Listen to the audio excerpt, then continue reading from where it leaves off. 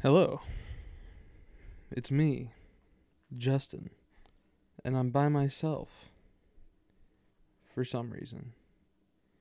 Uh, you know, I wanted to start something new, you know. I thought it might be fun to do a little solo podcast on my own.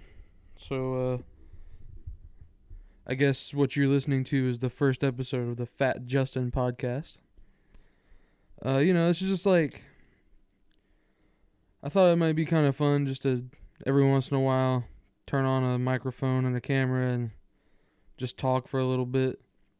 I'm not going to do this consistently, I don't think. Just kind of whenever I feel like I want to talk to myself, I'll just turn this on and start rambling, you know? Um, I'm not sure how long this is going to be either. Could be 10 hours, could be 5 minutes. I don't know. But I thought I'd kick the first episode off by talking about something nice and cheerful. Death. Yeah, so I've been thinking about death a lot. I think about death all the time. I've always done that. I dwell on it. It's not good for me. But recently I've been thinking about it in a different way. What I would call a healthier way. I used to be when I was a kid, everybody kind of has that moment where they realize they're gonna die someday, right? And everybody kind of has a different reaction to that. Mine wasn't good. I panicked. I used to get panic attacks constantly just thinking about death. But I'm slowly learning to cope with it. I'm kind of accepting it now. I think everybody kind of has that moment too, because you can't just keep dwelling on it forever, can you? Eventually, you'll get used to it. It's gonna happen. It's gonna happen to everybody. You know.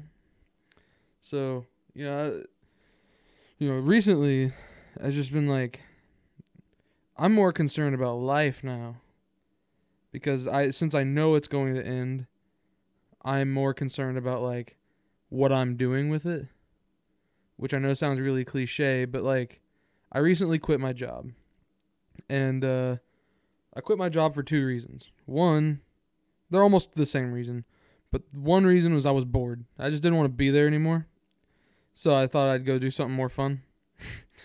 The second reason was because the day I quit, I was just walking around doing my normal job, and then I just kind of thought, like, I'm gonna die, like, in the long run pretty soon. We don't get that long here, so why am I like wasting my time working for fucking Kroger?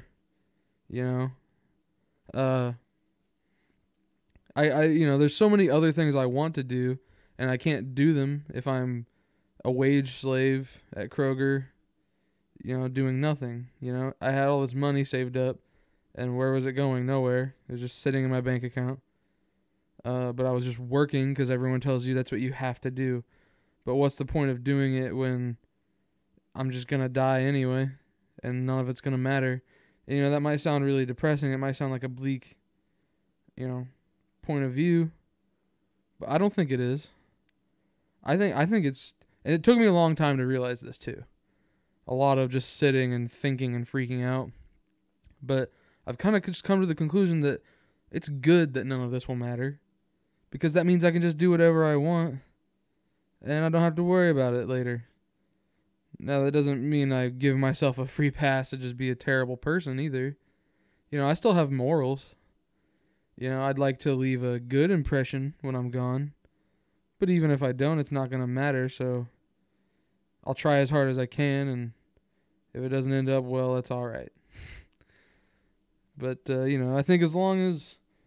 and this is this is going like off the rails already. I'm on a completely different tangent now, but I think as long as you try to be a good person, you'll end up being at least decent. I might not be remembered, when I'm gone. I might not be remembered as like some magnificent hero. Not that I really want to be. But you know, hopefully the people who knew me will be like, man, he died. That sucks. We're not happy about it. We're sad that he died. Because, you know, if no one's sad that you're dead, you were probably an asshole. And I don't want to be an asshole. Being an asshole sucks. Everyone hates you if you're an asshole. And you hate you if you're an asshole. Don't be an asshole. You know? But yeah, back to what I was talking about is, you know, I think everybody has this mindset that, like, you're worthless if you're not working, you know? But I think what we consider work is kind of skewed. You know, I would consider this work. No one watches this or listens to this. I don't get paid for this, but it's something I want to do and I have goals for it. So, like, this podcast to me is work, right? But, you know, especially I think, I don't know, I wouldn't necessarily say this is just an American thing, but I think we have a big culture for it. I think in America, it's something you can't consider something work unless you're getting paid or there's like a potential to get paid. And when I mean potential, I mean like real potential. Like, I could sit here for weeks and toil at doing this, and the odds that I ever actually get enough of a viewership to make any money off of this are very slim, right? So this is just kind of wasting time to most people. But to me, you know, I enjoy doing this. I like sitting here, you know, talking into this microphone and just fucking around. But, you know, it's also, I consider work. I enjoy doing it, but to me, I'm chasing a goal, a dream. I'm working at something. But just because I'm not getting like a tiny little paycheck from some like billion-dollar corporation at the end of the week, I'm considered like a loser who's wasting time, right? And you know, I'm not like, I know it's important to you know, be productive in a society, yes, but I think we also need to understand that every person needs their time to kind of do what they see fit. I think, you know, there's just so many people who completely dedicate all of their time to, you know, working in like some factory at a dead end job. And I think, you know, I think that's kind of sad. I know some, like, you'd ask a lot of the people who do that, like, you know, and I'm not trying to like look down on anybody here, but you know, you ask like a real like blue collar, hardworking guy, he'd probably say that's what he wants to do. But then I also see, you know, the way some of these people act. Like, you'll have people that have worked in the same place for 20 years, and all they do is like gossip about each other and, you know, say really hateful shit or just cause trouble for no reason. I think that's because a lot of people, they just get bored with what they're doing, so their mind, you know, seeks to break the repetitiveness of their everyday life by just like causing some kind of adversity. So, you know, you'll hear like something someone says to you in the hallway, and they might not think of it, but you're gonna think, oh, he was like talking down to me, he was being an asshole, I'm gonna go talk shit about him to everyone at work, and then he's gonna hear about it, and then he's going to talk shit about me, and we're going to have this like work rivalry. And I just think, you know, if people were to have more time dedicated to actually doing what they want to do in life, rather than just achieving the goals of like some corporate overlord, you know, people would be a lot less hateful. And I think, you know, that, and, you know, I've been talking about it in the confines of the workplace, but even outside of work, I mean, it stems out to every part of society. You know, if people just had more time to do what they want, they'd be happier in the long run. And, you know, isn't that part of being an American, right? You have the right to life, liberty, and the pursuit of happiness, right? I think everybody forgets about the last one, you know? The pursuit is like,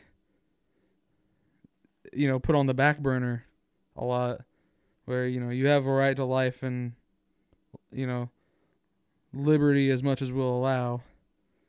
But the pursuit of happiness is just kind of a suggestion. You get the pursuit of happiness after you have achieved my happiness. I feel like that's kind of the way. I think that's the way that a lot of rich people look at it. Or not even necessarily rich people. It's just like the system overall. If the system was a person, to kind of, personify it, that's the way it is. It's, you get your pursuit of happiness after my needs are met, and then you can go after your needs. But for most people, they don't get that.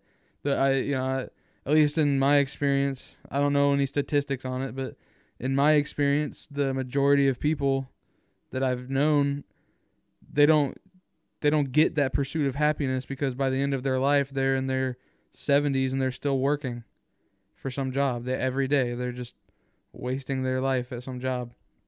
And I think it's I don't know, I don't think it's the way we're meant to live. I think it's inherently oppressive, the way society is structured. And I don't know. I just think there's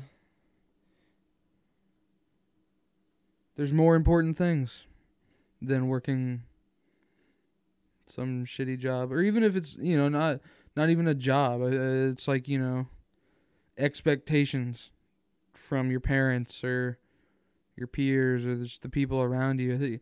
We always put these expectations on each other, and then when they're not met, we get so angry with everybody. Like, for example, a lot of people listening to this will probably just be like, oh, this guy's some fucking lazy kid who doesn't want to work, so he's just like, making excuses. But that's part of the system again,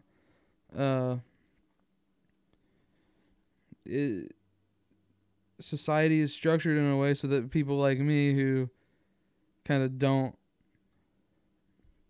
I'm not trying to talk myself up here. This is going to sound arrogant, but the system is designed in a way so that people like me who kind of see through the corporate propaganda of like, you have to toil away your entire life at this nothing job so that you can just scrape by to survive. People like me who see through that are just considered lazy.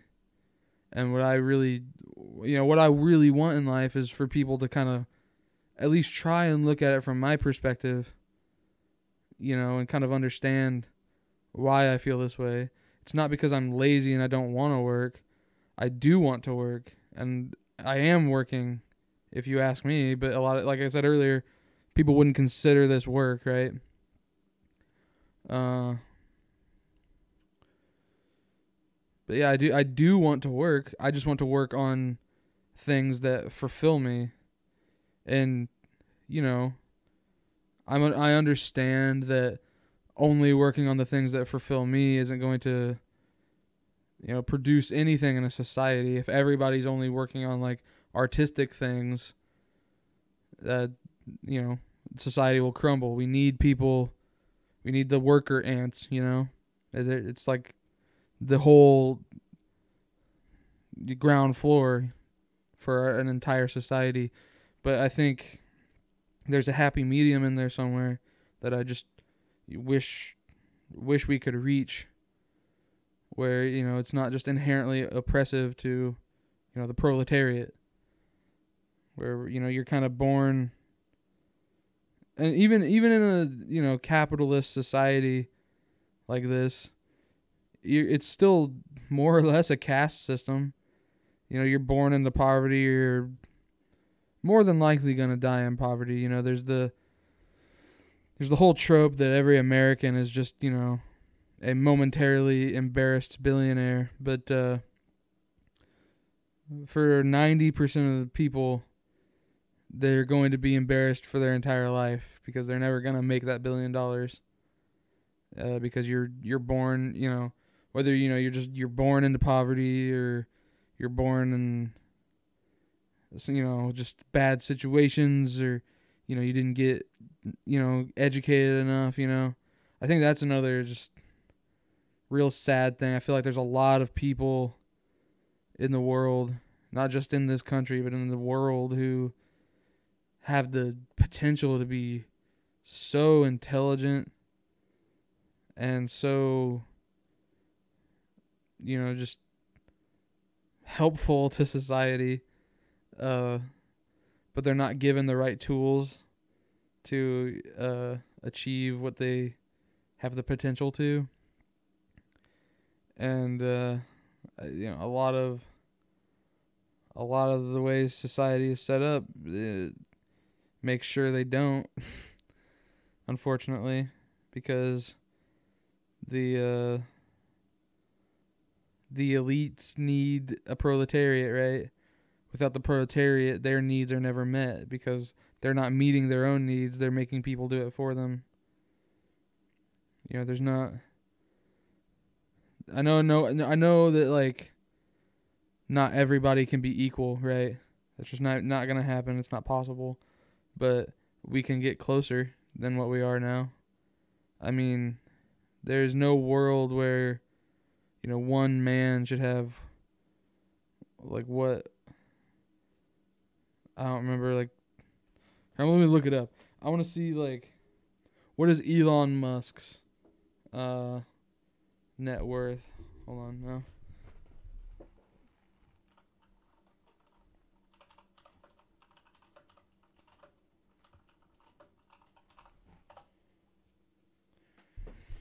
That was a lot higher than what I was going to guess. $219 billion, right? I just don't see why there should be any world where one man has $219 billion, yet the majority of people are scraping by to survive. And, in our country, he has $219 billion. The majority of people are living paycheck to paycheck. Around the world, compared to him, the majority of people are dying. And, that $219 billion is just being thrown into his pocket, right? If you take all these billionaires, like right below it, you see you got Jeff Bezos, $136 billion, Bill Gates, $101 billion, Mark Zuckerberg, $47 billion, right? You take all these billionaires, and it seems like every year there's dozens and dozens more of them. You take them all and you distribute their wealth around a little bit better, we wouldn't be as bad off, would we? But no, they hold all the money and they're all in charge, right? And they want their money. They don't want anyone else to have their money. I just wish, I don't have the answers, right? I don't know how you would distribute that well. I'm no economist, but I'm just observing, and I see some problems, and I just wish there was a way to fix them. I know Elon Musk isn't just gonna like get off his crystal throne and just hand over all of his billions, right? And I'm not even necessarily asking him to do that, in a world like in the perfect world, there could be billionaires, right? There could be so many billionaires, but for there to be billionaires in the perfect world, the bottom line would have to be much higher. As long as there's like no poverty and everybody, as much people as we can are living decent, fulfilled lives. Sure, Elon Musk can have some billions, but he doesn't need 219 billion. Who needs that? No one needs that. And it's ridiculous to defend that. Why should he get that when so many other people are suffering? And you'd probably argue that he earned it. And to an extent you're right, but he was born into wealth. what was it? His parents were diamond miners, I think, and not miners. They owned diamond mines in South Africa, which is inherently exploitative, but I'm not gonna get into that. But, I mean, he was born into immense wealth, nothing like what he has now, but and then he came to the U.S. and he loves to talk about how he started his own company with no help from his family. That's fine, but he was still given a much higher starting point, right, than anyone else. I mean, who paid for his education? Who paid for, his upbringing? It was the mega rich. Let's see. I guess I just kind of went on a rant about Elon Musk, and I'm just kind of talking out my ass. I don't know that much about him. What I do know, I'll be real, I do not like. I think he's a scumbag. But here, let me take a gander at his Wikipedia here, because I know he said that he didn't get any wealth from his family. Grew up in South Africa. I think I'm probably gonna say this wrong. Pretoria. He attended Pretoria University before moving to Canada at age 17. Okay. I thought he moved to the U.S. first.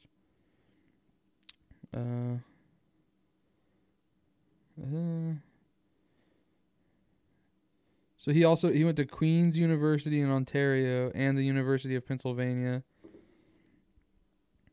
And then he went to Stanford. Now, see, he's very highly educated. He received education in Stanford, one of the most expensive schools in the world, right? Who paid for that? This is the beginning of his article, right? Tesla didn't exist yet. I guess he initially got rich from PayPal, right? PayPal didn't exist yet.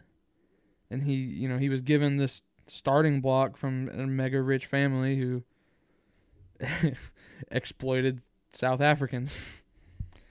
So he founded SpaceX in 2002, huh? I don't know, I was kind of looking for his early life in general, but yes. As far as I know, he supposedly started PayPal with no loan from his father. But that isn't to say that he didn't benefit from being rich.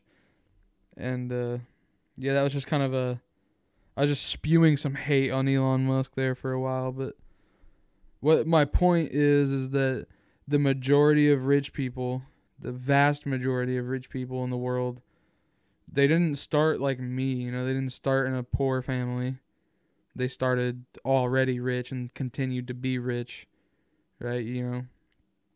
A lot of their wealth is inherited in the first place, a lot, like some people, they are born into wealth and then they're given large loans from their family to start their own businesses. And majority of the time they're paying other people to run the businesses in the first place, and then that's why they end up even richer. They don't actually do the work. They just throw money at everything until they get richer and richer and richer. But then, you also have people who just inherited their wealth entirely, and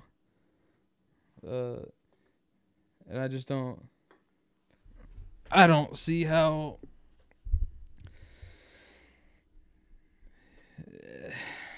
I don't know. Maybe it's a me problem. Let's take a step back and look at this, I'm going to be kind of vulnerable and look at me. Maybe I'm just pissed off because I'm poor and they're not, right? I want what they have. I'm jealous. And that's true. I'll admit that I am. But, I'm also...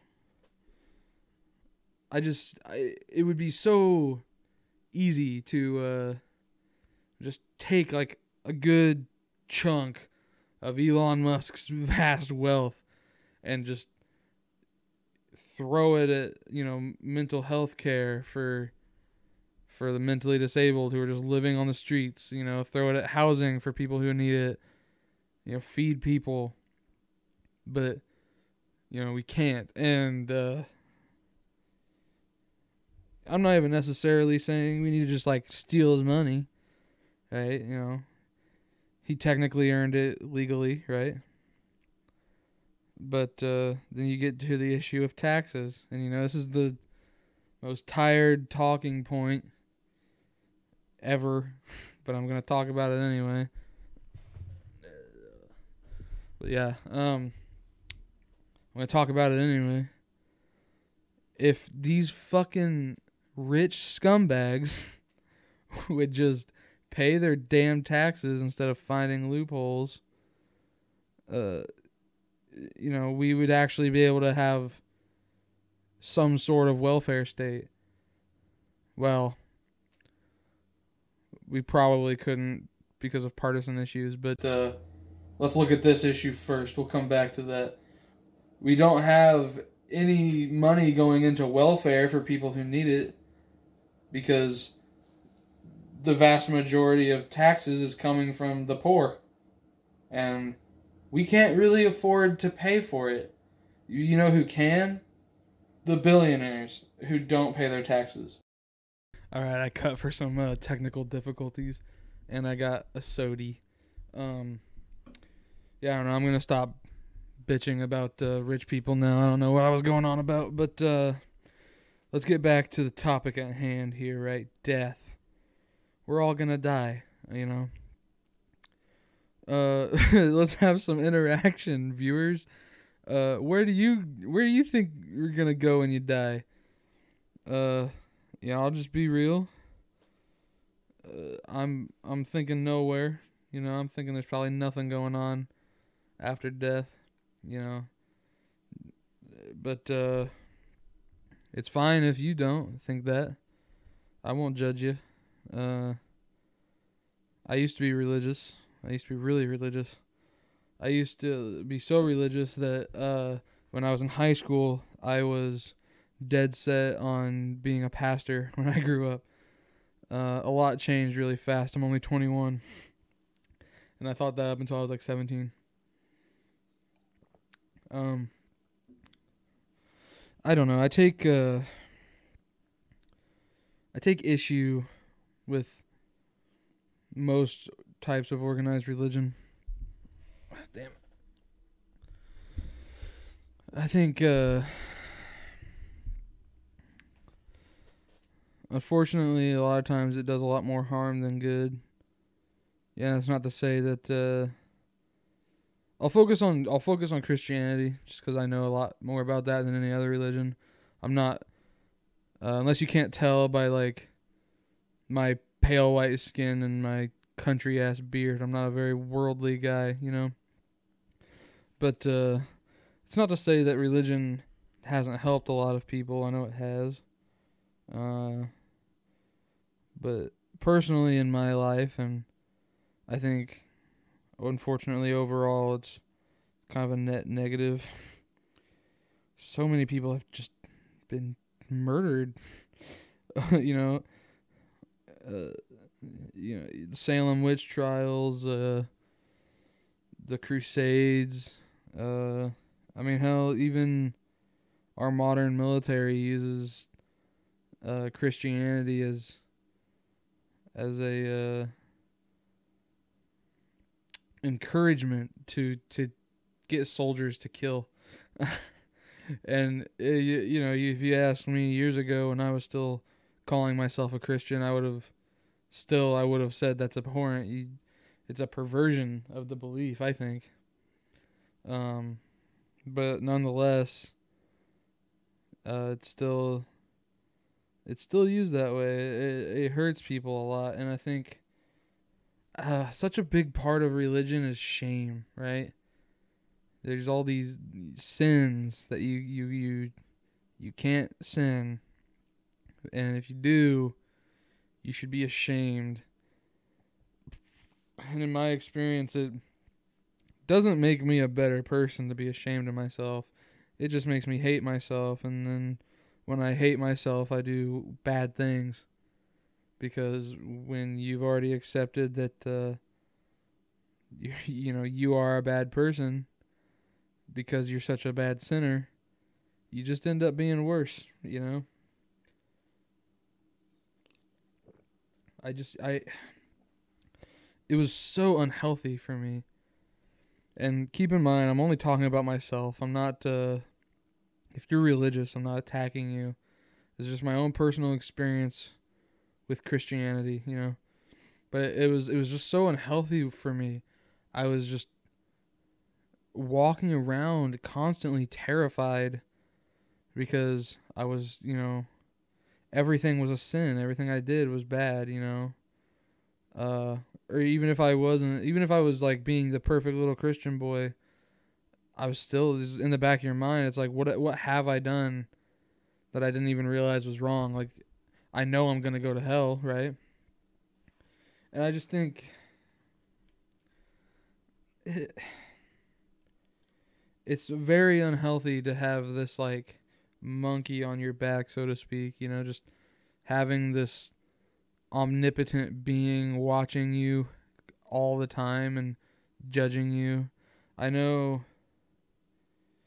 and especially in the New Testament, there's a narrative of a loving God, but that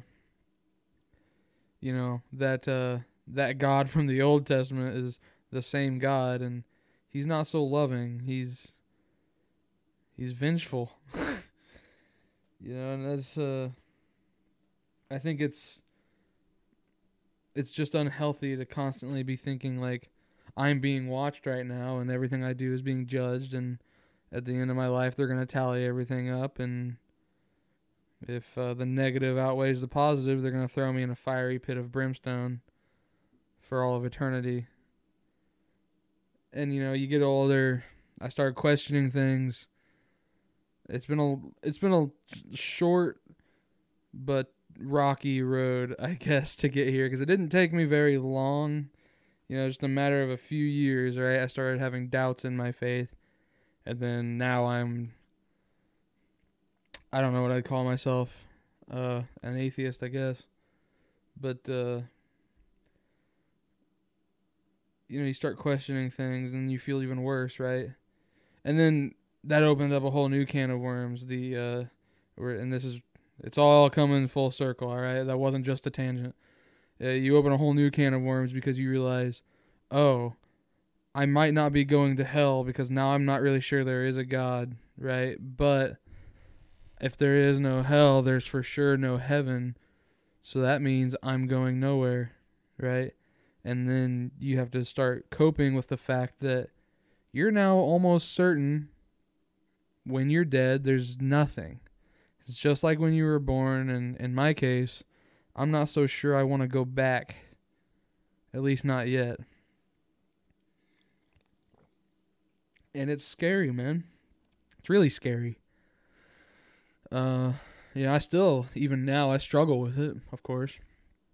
I don't know if I'll ever stop, but I am handling it better these days, I haven't had a panic attack in a while. Not about that.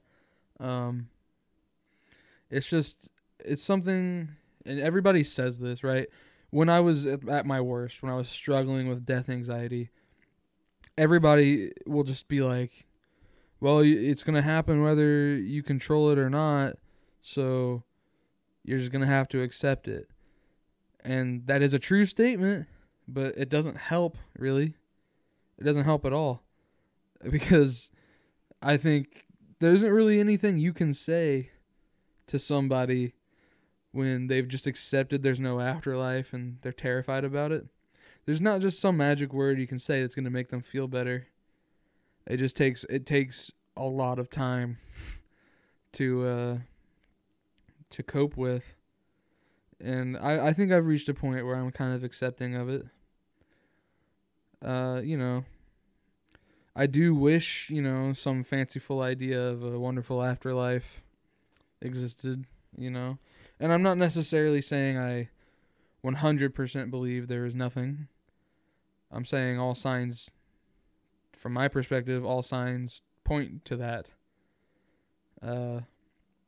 I'd be willing to believe in an afterlife if I thought there were enough evidence to suggest there was one. Actually, scratch that. I know part of, like, in that, just, I'm kind of looking at this from a Christian point of view still. You're supposed to have faith, right? You have to have faith, that there is a God and that there is a heaven and that you're going to go there. And you don't need facts to rely on. You don't need evidence. The issue I take isn't from lack of evidence that there is an afterlife. It is from the overwhelming amount of evidence that there isn't one, I just think all aspects of life point towards there being nothing. And, I could start listing shit, but, I'll be real. This is a journey I've been on for years to get to the point where I am, and I couldn't give you, like, one exact reason why I stopped believing in God or heaven.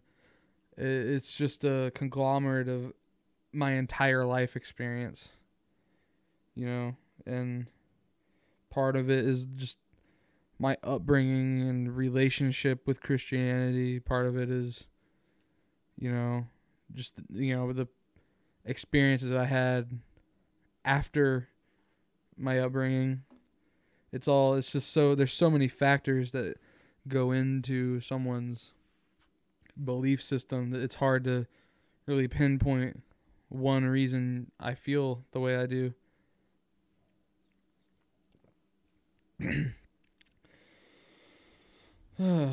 Yeah, I'll talk a little bit more about religion, I guess. I've been thinking about this a lot recently. I think about, it's just like death. I've been thinking about it a lot my whole life, but recently more so I've been really thinking about my former religious beliefs and my current ones, and and again, I'm not trying to trash on the Bible, and I'm not trying to change the way anyone believes. I'm just giving my perspective. You can turn this off if you don't want to hear it. That's fine. There's so many contradictory things in the Bible, right? For example, you're supposed to love everyone, right? You're supposed to love everyone equally and, cherish their life, but, but you're also supposed to suffer not a witch to live. You're supposed to stone a woman who's committed adultery.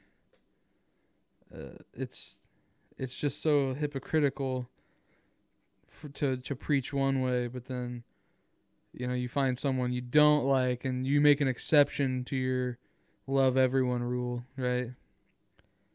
And then,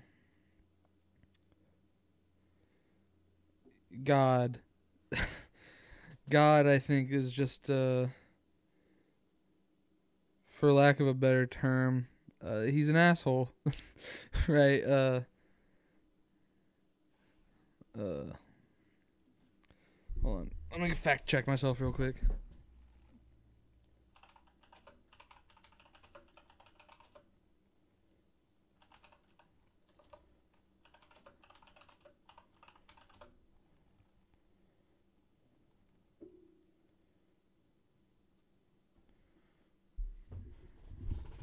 Right, okay. I was right. I didn't want to say that and then be wrong. But God sent the angel of death to kill all the firstborn sons of Egypt for not believing in him. And, he would order an angel to do something like that, and I'm supposed to love him for it? I just think it's just kind of sick, right? And I know that's me taking a passage of the Bible very literally, but it's written in a very literal way, And I think most people interpret the Bible in a very literal way. And that's another reason why I think it's so hypocritical, is if you're taking the Bible at face value and interpreting it so literally, how are you not recognizing the contradictions? It's just, it's baffling to me. And I don't know. I'll keep apologizing, I guess. I'm not trying to be hateful to your belief system if you're religious. It's just it's how I feel. I have a lot of baggage, I guess, with religion. Like just the shame of everything. It's I think a lot of it too is there's humans have a natural instinct, and the Bible demands that you deny most of your instinct. Most of your desires, whether that be like sexual in nature, or like if you naturally are homosexual or anything like that. The Bible tells you not to be who you are. It shames you. And it's so unhealthy. And in the long run, you only are suffering for nothing. I mean, even if there is a heaven and I'm going to go there for living exactly like the Bible tells me to, I don't know if I want to go there. It's I think the moral values in the Bible are skewed. Very skewed. And I don't necessarily want to live that way. I don't want to condemn other people. Now, granted, the Bible tells you not to, but it also tells you to. It tells you to stone people who are sinful. Several times in the Bible it says that. But we're supposed to act like that part didn't happen, because Jesus came and he said, "Actually, I'm God, by the way, and I changed my mind." If that is God, he's insane. Okay, he's fickle. If he's this all-knowing, all-benevolent being, and he's doing shit like that, telling people to kill in his name, and then just being like, never mind, scratch that, let's not do that anymore. That's insane. I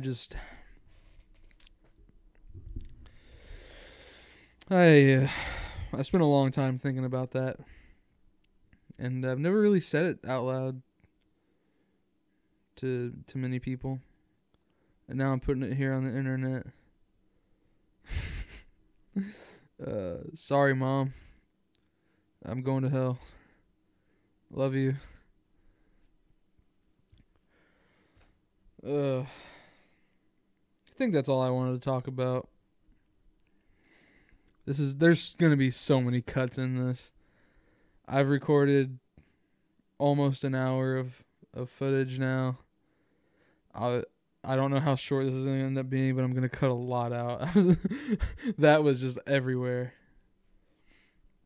Trying to think if there's anything else I should touch on. I don't think so. Like I said at the beginning, I don't know how often I'm gonna do this. You might have hated it. I don't know if anybody's gonna watch this. No one watches anyway, but I'll see what everybody thinks, I might keep doing it, I might not. It's not gonna be a regular thing. Just whenever I have something I feel like I want to talk about. And it might be fun, here in a year or so, I might come back and give a little update on where I am, spiritually, I guess. Just belief-wise. Because I'm always adapting. I'm just like everybody else, I'm just always changing, always thinking of new things, forming new opinions. I might be a completely different person a year from now. Or I might not be at all. Life's crazy like that, And if you're going to take anything from all of the shit I said in this entire podcast, all of that insane rambling, if you're going to take anything from all of that, I would just say, this is my advice as a 21-year-old dipshit who knows nothing about life. Here's my advice. Just accept that not everything in life matters that much. And again, I said that earlier, and it sounds depressing, but it's a good thing, okay? Not everything matters, so you don't need to worry about every little thing that goes on. Just focus on what you want to do with your life, the people you want to do it with, and you'll be much happier, okay? You don't need to toil away doing things other people want you to do if you hate doing it. You don't need to live up to everyone's expectations of you, because in the long run, unfortunately, you're going to be dead, and it's not going to matter. Even if you go to heaven, right? Even if, religion is 100% real and you go to heaven, as long as you were good, and you did everything you were supposed to do, the majority of shit you did on earth still isn't going to matter. Because now you're in heaven. You're on a completely different plane of existence. And everything behind you is earth shit. So just remember, be here now, and be happy while you can. Because it's all you've got, brother. Okay? Just don't worry. Don't worry about everything. Nothing matters, and it's great. I wouldn't consider myself a nihilism, but you should listen to some nihilists now and again. It's great. Nothing matters. Be happy. All right. See you later.